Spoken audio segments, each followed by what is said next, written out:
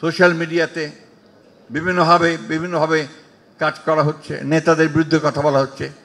এমনকি আমার নেতা তারেক রহমান সম্পর্কে অশ্লীল অশ্রাব্য ভাষায় কথা বলা হচ্ছে। এটা কেন করা হচ্ছে? ভয়ে পেয়ে। তারা ভয় পেয়েছে যে তারেক রহমান তো জাতীয় নেতা হিসেবে ও অলরেডি প্রতিষ্ঠিত হয়ে গেছেন, সুতরাং তিনি যদি ফিরে আসেন তাহলে তারা যাবে কোথায়। আমি এটুকু আশ্বাস দিতে পারি তাদেরকে যে তারা সঠিক জায়গায় থাকবেন। প্রিয় বন্ধুগণ, এই কথাগুলো আমাদের মাথায় রাখতে হবে। আমাদের সংগ্রাম শেষ হয়ে যায়নি। আমাদের যে শত্রু চতুর্দিকে, আমাদের শত্রু মানে কি? গণতন্ত্রের শত্রু, বিএনপির শত্রু না, মনে রাখবেন।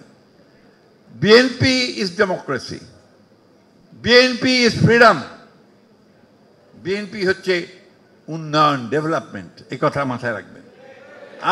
আমরাই করেছি, এটা আমরাই করব এবং ভবিষ্যতে আমরাই বাংলাদেশকে একেবারে উন্নয়নের চরমে নিয়ে যাব। আপনারা দেবেন, ইয়াং জেনারেশন। আমরা হয়তো থাকবো না, কিন্তু আমরা দেখব যে আপনারাই সেখানে নিয়ে গেছেন। আজকে ওই জন্যে এদের কোনো পাতা ফাঁদে আমরা পা দেব না।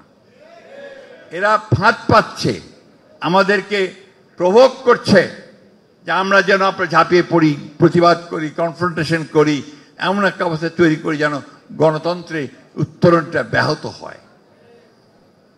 এটাতে আমরা পা দেব না। আমরা অত্যন্ত ধৈর্যের সঙ্গে, সহনশীলতার সঙ্গে, শান্তির সঙ্গে আমরা আমাদের নেতার যে নির্দেশিত পথ, আমাদের নেত্রীর নির্দেশিত পথ, সেই পথ ধরে আমরা গণতন্ত্রের দিকে এগিয়ে যাব। গোলমালটা শুরু হয়েছে কোথায়? গোলমালটা শুরু হয়েছে যেই আপনার ফেব্রুয়ারিতে নির্বাচনের কথা ঠিক হলো লন্ডনে বসে, আমাদের চেয়ারম্যান তারেক রহমান সাহেব, অ্যাক্টিং চেয়ারম্যান তারেক রহমান সাহেব এবং চিফ অ্যাডভাইজারের মধ্যে বৈঠকের মধ্যে, তারপর থেকে এই গোলমালটা শুরু হয়েছে। অর্থাৎ নির্বাচন হতে দেওয়া যাবে না। কিন্তু এই দেশের মানুষ তারা বরাবরই সংগ্রাম করেছে, লড়াই করেছে, তাদের যেটা দাবি সে দাবিকে আদায় করে নিয়েছে। এবং এই নির্বাচনও অবশ্যই দেখবেন ওই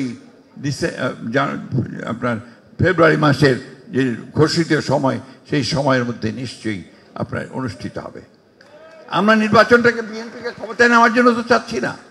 আমরা চাচ্ছি যে বাংলাদেশে একটা গণতান্ত্রিক কাঠামো তৈরি হোক। আমরা চাচ্ছি মানুষ তার প্রতিনিধি নির্বাচিত করুক এবং তার জন্য সংস্কারের প্রতিটি ক্ষেত্রে আমরা কিন্তু প্রায় একমত হয়েছি।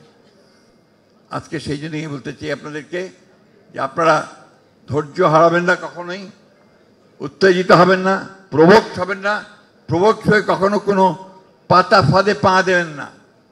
একটা কথা বলেই আমি শেষ করব। আমার একটা বদ অভ্যাস আছে, আমি কবিতার লাইন টেন বলি দুই একটা সবসময়। আবারও বলছি, বন্ধু তোমার ছাড় উদ্বেগ, সুতীক্ষ্ণ করচিত্ত, বাংলার মাটি দুর্জয় ঘাটি, বুঝে নেই দুর্বৃত্ত। কেউ পারবে না আপনাদেরকে রোধ করতে, কেউ পারবে না।